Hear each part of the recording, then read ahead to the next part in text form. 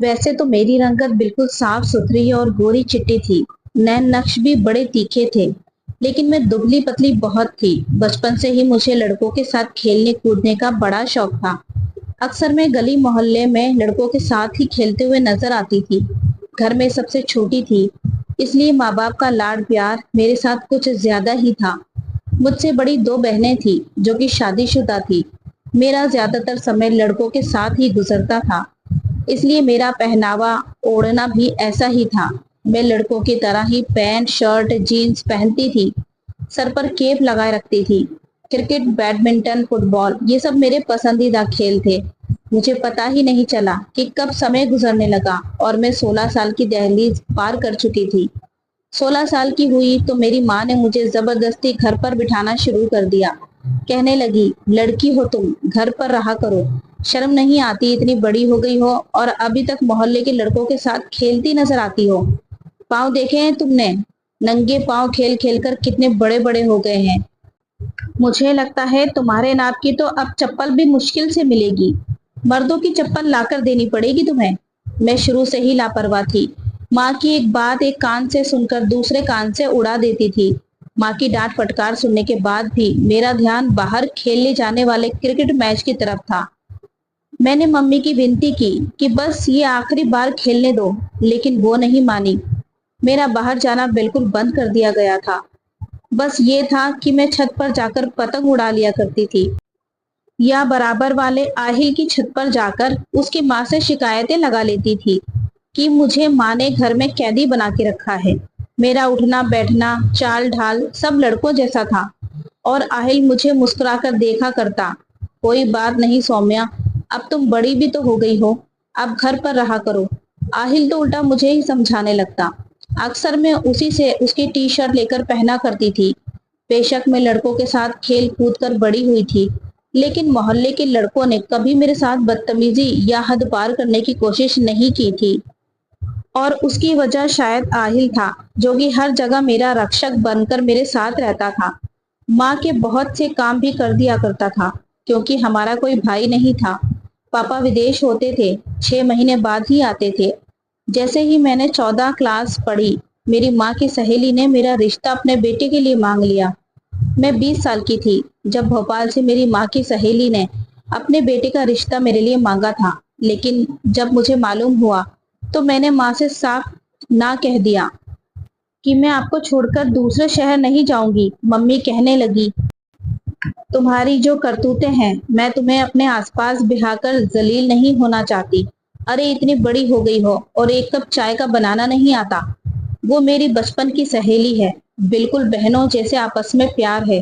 वो तेरे सारे ऐब छुपा लेगी और ये मेरी माँ की सबसे बड़ी गलती थी। खैर, मेरी शादी की तरफ कोई ध्यान नहीं था। अभी तक मेरा दिमाग बस खेलकूद में ही अटका रहता था। शादी से 4 दिन पहले तक मैं बाहर निकलने की तरकीबें सोचती रहती थी और छुप छुप कर बाहर निकल भी जाया करती थी। मेरी माँ मुझे जबरदस्ती खींच खींच कर कमरे में बंद कर दिया करती। शादी होने में 4 दिन बचे थे और इस लड़की को चैन नहीं है। अरे दुल्हन इस तरह शादी से पहले ही इधर उधर भागती फिरी तो उसके ऊपर रंग नहीं चढ़ता। और ये 4 दिन मैंने बड़ी मुश्किल से अपने घर में बैठकर काटे थे। आसमान पर पतंग उड़ती और कटती देखकर मैं सीधी दौड़ छत की तरफ लगाती थी, ताकि वो कटने वाली पतंग मैं पकड़ लूं। खैर, मेरी बारात भोपाल से आई थी। दिन के समय मेरी शादी हुई थी और रात की ट्रेन से ही वापस का सफर था। दुल्हन बनी घूंघट में मैं ट्रेन में बैठी बहुत बोर हो रही थी। मेरा पति अमित मुझे बार बार बड़े गौर से देख रहा था। मेरी सास भोपाल में ही रहती थी, इसलिए वहां पर मेरा आना जाना ना होने के बराबर था। 4-5 साल बाद मम्मी की ये सहेली हमारे घर मिलने आती थी। हफ्ता 10 दिन रहकर वापस चली जाती थी। इसलिए मुझे ना तो अपने सास के घर के माहौल के बारे में कुछ पता था, ना ही अपने पति अमित के बारे में। बेशक मेरा सारा बचपन लड़कों के साथ खेल कूद कर गुजरा था, लेकिन जिन नजरों से अमित मुझे देख रहा था और जो उलझन मुझे उसकी नजरों से महसूस हो रही थी, कभी उन लड़कों से नहीं हुई जिनके साथ मैं बचपन में खेलती चली आ रही थी। वो मेरे सामने वाली बर्थ पर ही बैठा था। एक तो पहली बार मैं ट्रेन का सफर कर रही थी اور پھر وہ بھی اس بھاری بھرکم دلہن کے جوڑے میں۔ میں نے تو آج تک سلوار سوٹ بھی ڈھنگ سے نہیں پہنا تھا، ہمیشہ جینس شرٹ پہنتی رہتی یا پھر لوور اور ٹی شرٹ میں گھومتی رہتی تھی۔ اس وقت دلہن کے اس بھاری لہنگے میں مجھے الجھن محسوس ہو رہی تھی۔ بڑی مشکل سے میں 16-17 گھنٹے کا یہ سفر اپنے اس بھاری لہنگے کے ساتھ کیا۔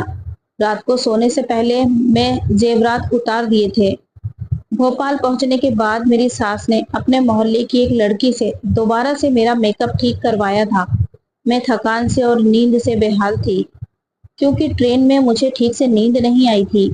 میں ہمیشہ نیند کی بڑی پکی تھی۔ جب بھی مجھے نیند آتی، میں چاہ کر بھی خود کو جگا نہیں پاتی تھی، اس لیے اپنے پتی کے کمرے میں آنے کا انتظار بھی نہیں کیا تھا۔ تکیے پر سر رکھ کر میں سو گئی۔ نہ جانے رات کے کس سمے میری آنکھ کھلی تھی۔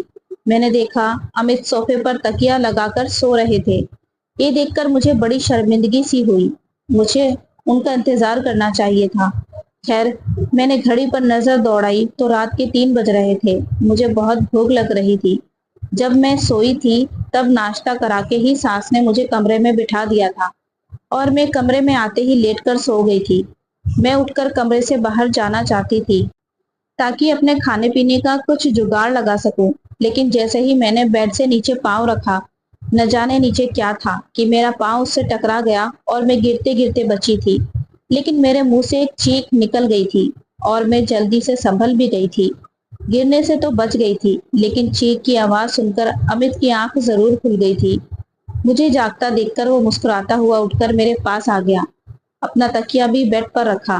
بے شک اس کا بچپن میں میرے گھر پر آنا جانا تھا، لیکن اب امت میرے لیے بالکل انجان تھا۔ وہ میرے پاس آ کر بیٹھ گیا۔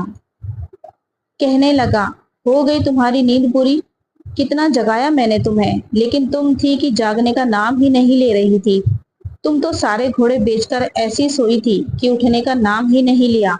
میں نے کہا، آئی ایم سوری، شاید سفر کی وجہ سے بہت تھک گئی تھی، اس لیے مجھے پتا ہی نہیں چلا کہ کب آنکھ لگ گئی۔ کہنے لگا، ہاں میں نے تمہیں جگانے کی کوشش کی تھی، لیکن نیند میں ہی تم نے صاف کہہ دیا کہ مجھے سونے دو۔ اس نے گہری سانس لیتے ہوئے مجھے کنکھیوں سے دیکھا تھا۔ مجھے تو ایسا کچھ بھی یاد نہیں تھا۔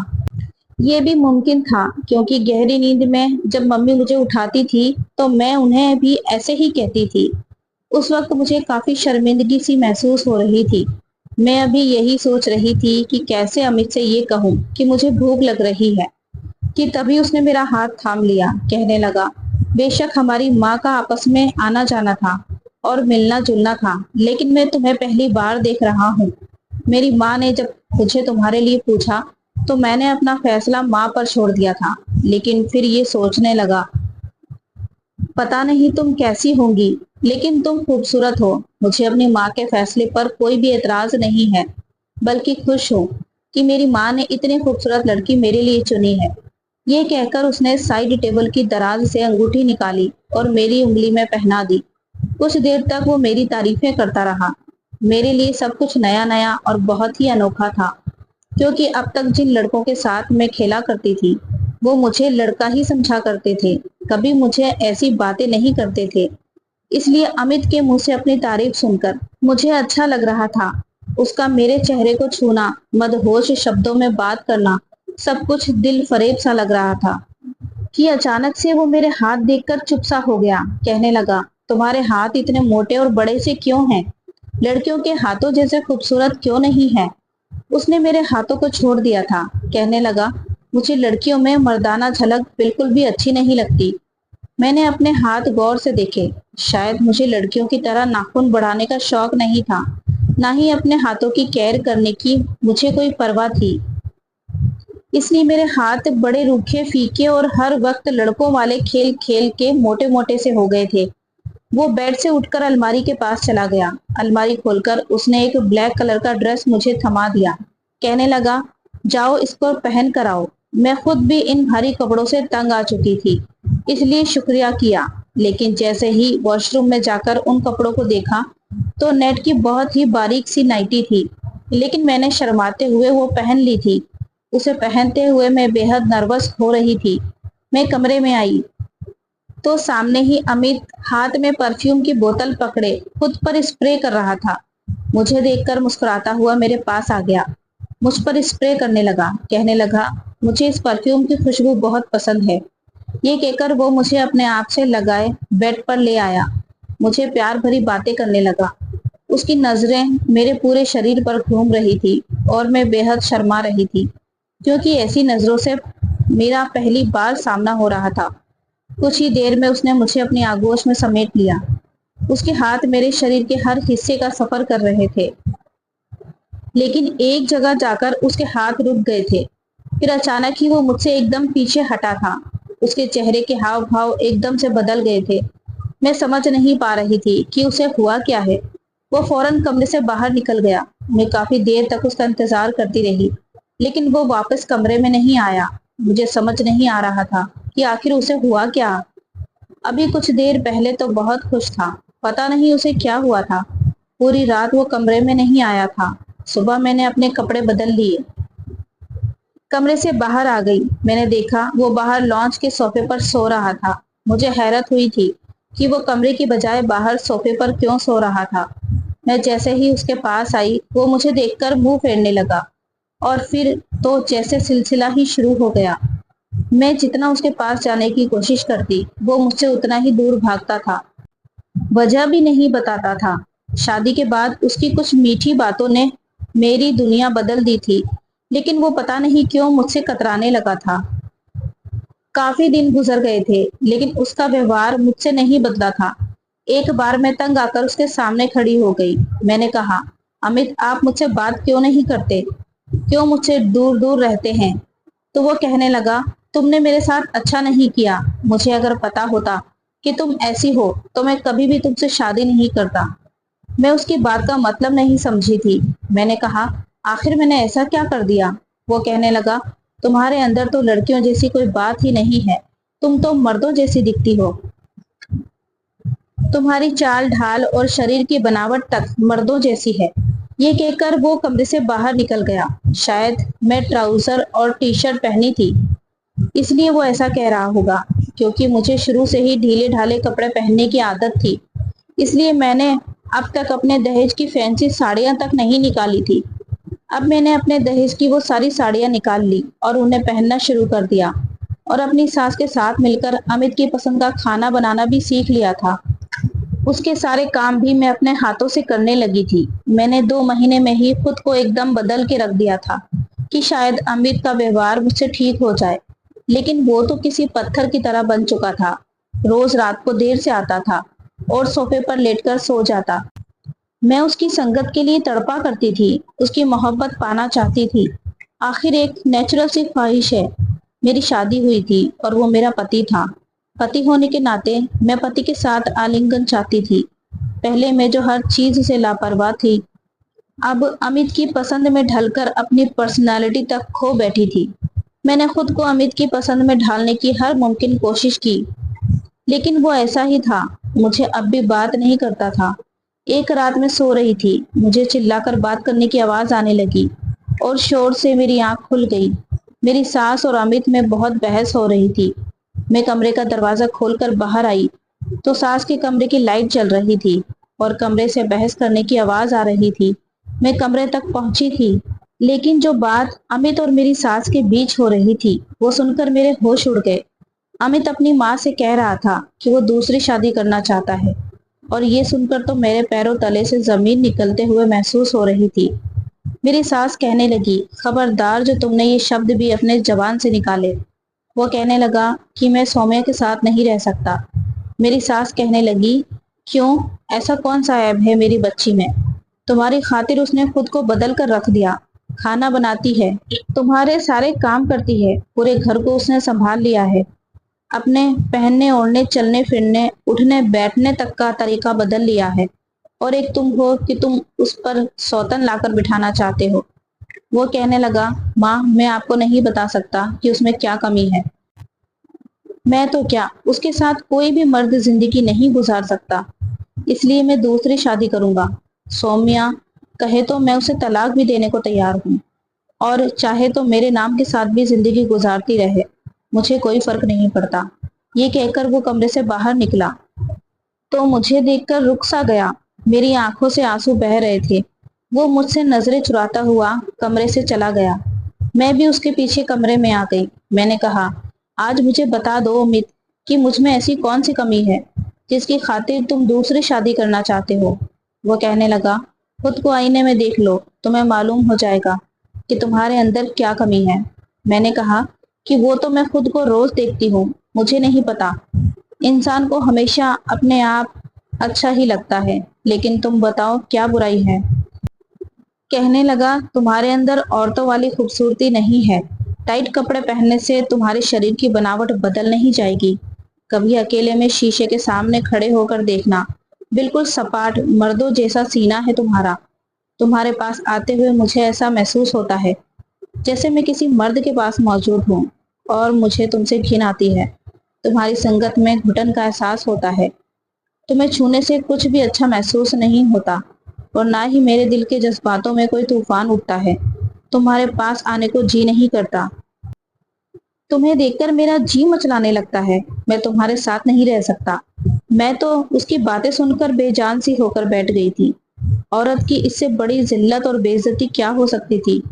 جن شبدوں میں امت نے میری کی تھی، جو کمی اس نے مجھے بتائی تھی، اس میں میرا کوئی بس نہیں تھا۔ اور انسلٹ اس نے میری کی تھی، میں پوری رات روتی رہی تھی۔ اگلے دن میری ساس نے مجھے کہا کہ جب سے تمہاری شادی ہوئی ہے تم مائکے نہیں گئی ہو، کچھ دن کے لیے اپنی ماں کے گھر چلی جاؤ۔ میں نے کہا، ممی جی، اگر میں یہاں سے چلی گئی تو امت تو دوسری شادی بھی کر لیں گے۔ یہ سن کر میری ساس کہنے لگی، میں اسے سمجھاؤں گی، تم اس کا ہر کام سمے پر کر کے دے رہی ہو، اس لیے اسے تمہاری قدر نہیں ہے۔ جب تم یہاں نہیں ہوگی تو وہ خود تمہاری کمی محسوس کرے گا، پھر اسے تمہاری قدر ہوگی۔ مجھے اپنی ساس کی بات ٹھیک لگی تھی۔ میں واپس اپنی ماں کے گھر چلی آئی۔ پورے 6 مہینے بعد بھوپال سے دلی آئی تھی۔ میں پوری طرح بدل چکی تھی۔ جب گھر میں آئی تو اپنی ماں کے ساتھ لگا کر پھوٹ پھوٹ کر رونے لگی۔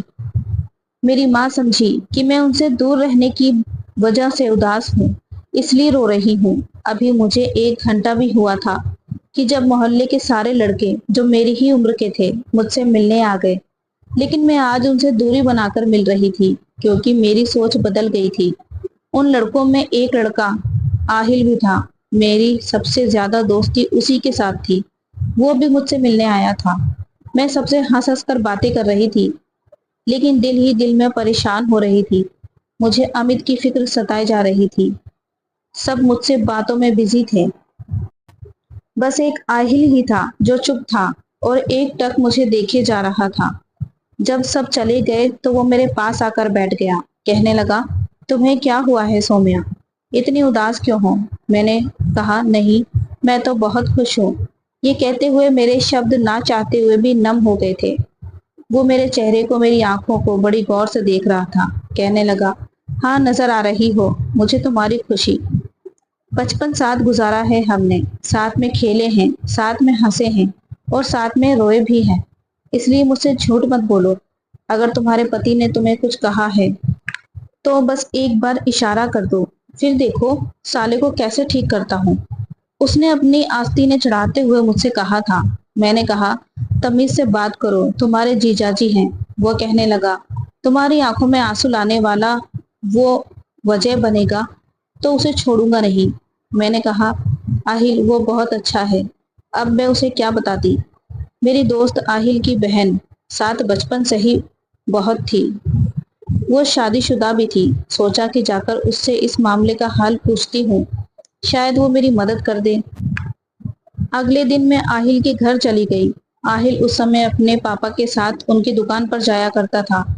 ان کے اپنے کپڑوں کی کئی دکانیں مارکیٹ میں تھی، اور وہ اپنے پاپا کے ساتھ مل کر ان دکانوں کو سنبھالتا تھا، اس لیے شام کو ہی گھر لوٹتا تھا۔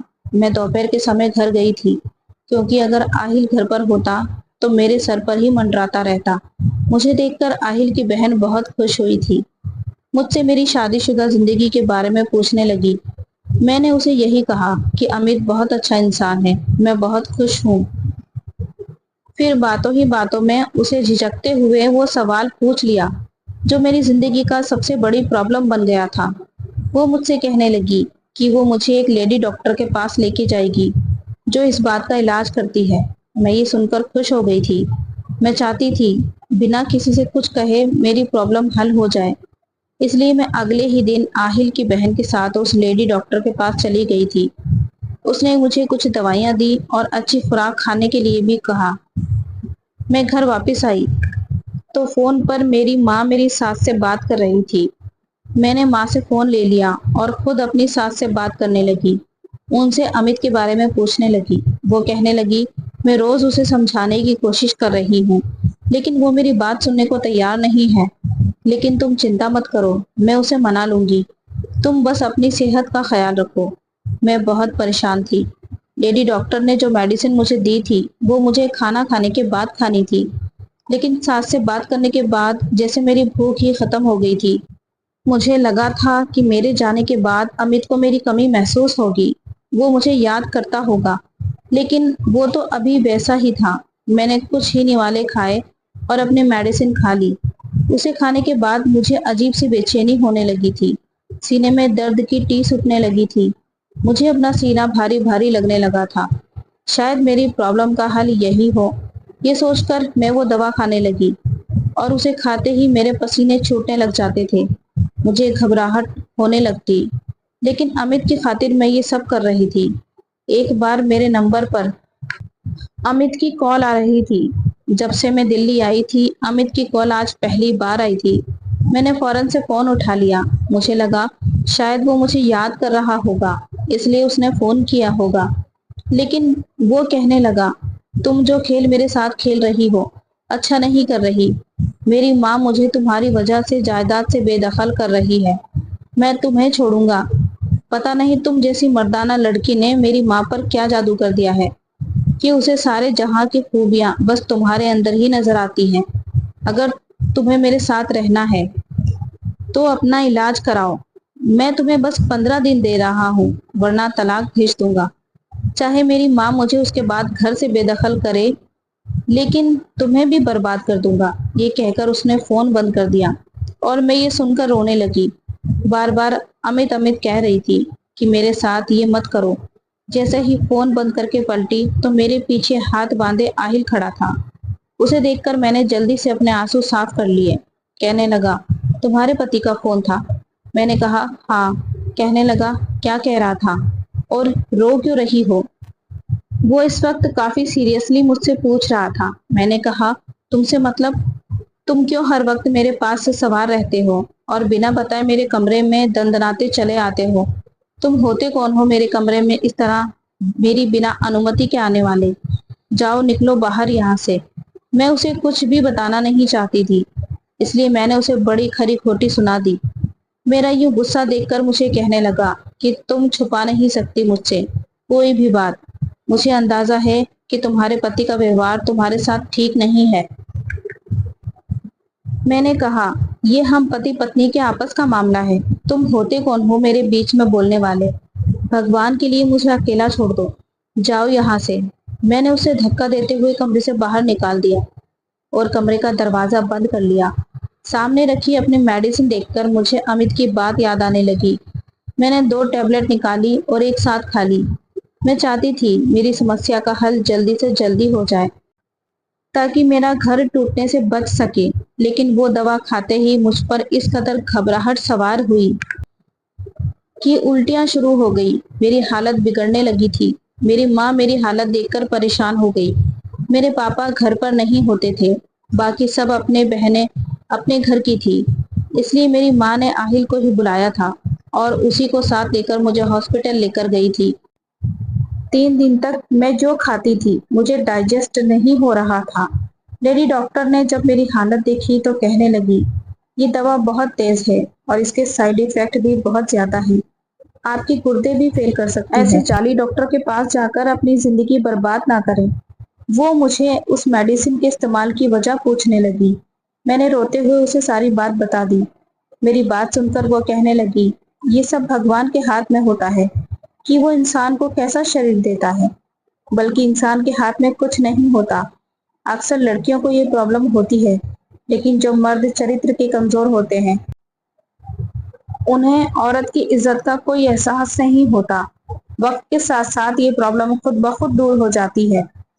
اگر تمہارا پتی تمہارے ساتھ فزیکل ہوتا، تمہارے ساتھ پتی پتنی والا رشتہ بناتا اور تم اپنے کھانے پینے کا بھی دھیان رکھتی تو تمہارا شریر خود بخود بھرنے لگتا۔ اور ویسے بھی آپ اتنی بھی بری نہیں لگتی۔ یقیناً آپ کا پتی دماغی مریض ہے یا بہت ہی گھٹیا سوچ کا مالک ہے۔ میری ماں بھی وہیں موجود تھی۔ یہ باتیں سن کر ماتھے پر بل ڈالے سر جھکائے بیٹھی تھی۔ گھر آتے ہی آہل نے میری ماں کو میری میڈیسن کس طرح استعمال کرنی ہے یہ سمجھایا اور واپس چلا گیا۔ میری ماں مجھے کہنے لگی کہ تم نے مجھے پہلے کیوں نہیں بتایا؟ میں رونے لگی۔ میں نے کہا، ماں میں آپ کو پریشان نہیں کرنا چاہتی تھی۔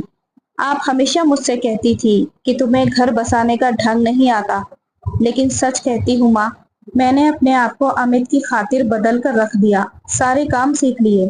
آپ بے شک میری ساس سے پوچھ لیجئے، لیکن پھر بھی وہ مجھ سے کہتا ہے کہ اسے مجھ میں گھن آتی ہے، میری سنگت سے اس کا جی مچلانے لگتا ہے۔ یہ باتیں عورت کی روح تک کو گھائل کر کے رکھ دیتی ہیں، لیکن میں نے یہ سب سن کر بھی یہی چاہا کہ اس کے دل میں میری جگہ بن جائے، وہ مجھے طلاق نہ دے۔ میں طلاق کے نام کا داغ لگانا نہیں چاہتی تھی۔ میں یہ سب کہتے ہوئے روئی جا رہی تھی۔ ماں کی آنکھوں سے بھی آنسو بہہ رہے تھے۔ اگلے دن میری ماں نے میری ساس سے بات کی۔ وہ خود پریشان تھی، کہہ رہی تھی مجھے معاف کر دو، میری وجہ سے سومیا کی زندگی خراب ہوئی ہے۔ میرا بیٹا ایک طوائف کی محبت میں گرفتار تھا، اس کے ساتھ ناجائز سبند بنا لیے تھے۔ میں نے اسے اپنی قسم دے کر سومیا سے شادی کروا دی، لیکن اسے اس بازارو عورت کی عادت پڑ چکی تھی، اس لیے گھر کی شریف لڑکی میں جب ویسی ادائیں نظر نہیں آئی تو اس نے سومیا میں عیب نکالنا شروع کر دیا۔ میری ساس میرے پاس آئی اور خود مجھے امت سے طلاق دلوائی۔ کہنے لگی وہ میری بیٹی کے قابل نہیں تھا، لیکن مرد ذات سے میرا وشواس اٹھ گیا تھا۔ ابھی طلاق ہوئے 2 مہینے ہوئے تھے کہ آہل کی ماں آہل کا رشتہ میرے لیے لے کر آئی، لیکن میں نے صاف منع کر دیا۔ ایک مرد سے بڑی گہری چوٹ کھائی تھی، اس لیے کسی دوسرے پر اعتبار نہیں کر سکتی تھی۔ ممی نے مجھے بہت سمجھانے کی کوشش کی، آہل ایسا نہیں ہے، لیکن میں نے کہا کہ مجھے شادی نہیں کرنی۔ وہ لوگ مایوس ہو کر واپس جا چکے تھے۔ کچھ دن بعد میں آنگن میں بیٹھی تھی جب ایک بال آنگن میں آ کر گری تھی۔ باہر لڑکوں کا شور ہونے لگا تھا۔ دروازے پر دستک ہوئی تو میں نے بال اٹھا لی۔ دروازہ کھول کر اپنی بال والا ہاتھ باہر نکالا۔ مجھے لگا بال لینے کے لیے دروازہ باہر سے بجایا گیا ہے، لیکن کسی نے بال کی بجائے میرا ہاتھ پکڑ لیا تھا۔ بال میرے ہاتھ سے چھوٹ گئی تھی۔ میں نے دروازہ کھول کر دیکھا تو سامنے آہل کھڑا تھا۔ میرا ہاتھ اسی نے پکڑ رکھا تھا۔ وہ شاید گھر کے اندر آنا چاہتا تھا، لیکن میں نے دروازہ پورا نہیں کھولا تھا۔ میں نے کہا، آہل میرا ہاتھ چھوڑو۔ وہ کہنے لگا، انکار کیوں کیا تم نے؟ میں نے کہا، یہ میری زندگی ہے، میری مرضی۔ وہ دروازے کو دھکیل کر اندر آ گیا، کہنے لگا، برائی کیا ہے مجھ میں؟ انکار کی وجہ بتاؤ سومیا۔ میں نے کہا، مجھے شادی ہی نہیں کرنی۔ وہ پوچھنے لگا، کیوں؟ بہت محبت ہے اس کمینے انسان سے تمہیں، جو اس کی یاد میں اپنی زندگی برباد کرنا چاہتی ہو؟ وہ میری آنکھوں میں غصے سے دیکھتے ہوئے بولا۔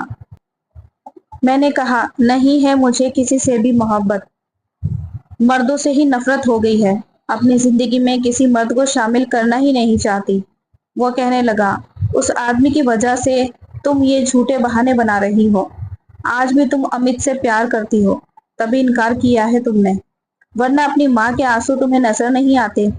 اپنے باپ کی جھکی ہوئی کمر تمہیں یاد آ جاتی، جو یہ چاہتے ہیں کہ تمہارا گھر بس جائے، لیکن تمہیں صرف امت پیارا ہے، اسی کے غم میں اپنی ساری زندگی گزارنا چاہتی ہو۔ میں نے کہا، مجھے نہیں ہے امت سے محبت، کیوں سمجھ نہیں آتا تمہیں؟ وہ کہنے لگا، ٹھیک ہے، پھر اس بات کا ثبوت دو مجھے۔ میں اسی رویوار کو تم سے شادی کرنے آ رہا ہوں۔ اگر تم نے مجھ سے شادی کر لی تو میں سمجھ جاؤں گا کہ تمہیں امت سے نفرت ہے۔ اپنے لیے نہ صحیح، اپنے بوڑھے ماں باپ کی خوشی کے لیے تمہیں مجھ سے شادی کر لینی چاہیے۔ یہ کہہ کر وہ گھر چلا گیا۔ میں رونے لگی تھی۔ میں نے واقعی اپنے ماں باپ کے بارے میں سوچا ہی نہیں تھا، جو میرے غم کی وجہ سے گھٹنے لگے تھے۔ میں نے اس کی بات پر پھر کوئی اعتراض نہیں کیا۔ چپ چاپ میں نے آہل سے شادی کر لی تھی، لیکن جب وہ میرے کمرے میں آیا تو مجھے عجیب سا ڈر محسوس ہونے لگا تھا کہ کہیں وہ بھی میری انہی شبدوں سے انسلٹ نہ کرے جیسے امت نے کی تھی۔ جیسے ہی وہ میرے پاس آ کر بیٹھا मैं रोने लगी थी। वो कहने लगा, सौम्या, हर आदमी इतना गिरा हुआ नहीं होता। बचपन से तुम मुझे जानती हो। क्या तुम्हें ऐसा लगता है कि तुम्हारी इन कमियों को तुम पर जताऊंगा, जिसमें तुम्हारा कोई बस ही नहीं? मैं हैरान थी कि उसे ये सब कैसे पता। वो हर बार की तरह मेरे दिल और दिमाग में आने वाली हर बात को कैसे जान लेता था। वो मेरा हाथ थामकर कहने लगा, लेडी डॉक्टर की सारी बातें मैं सुन चुका था, और वो भी जो तुमने लेडी डॉक्टर को बताया था। तुम्हारी माँ और बाप से भी कह चुका था कि ऐसी नीच घटिया इंसान से सौम्या को तलाक दिलवा दे। मैं उसे अपनाना चाहता हूँ, इसलिए भूल जाओ वो सब जो हो चुका है। बस यही याद रखो कि तुमसे आहिल बचपन से मोहब्बत करता है। जिस दिनों तुम्हारी शादी अमित से हुई थी, मैं दूसरे शहर में था। मुझे इस बात की खबर बाद में पड़ी, वरना कभी तुम्हारी शादी वहां होने ही नहीं देता। बात करते करते आहिल मेरी ज्वेलरी उतार चुका था, और जब उसने मुझे अपनी बाहों में भरा तो मेरे दिल में कोई डर नहीं था। सुकून से मैं आहिल के सीने से लग गई थी। मैं नहीं जानती थी कि वो मुझसे कितनी मोहब्बत करता है। शायद असल मोहब्बत यही थी, जिसमें इंसान दूसरों की कमियां नहीं देखता। आपका इस बारे में क्या ख्याल है? कहानी पसंद आई हो तो वीडियो को लाइक और चैनल को सब्सक्राइब करें। फिर मिलते हैं एक नई कहानी के साथ। तब तक अपना ख्याल रखें। Thanks for watching.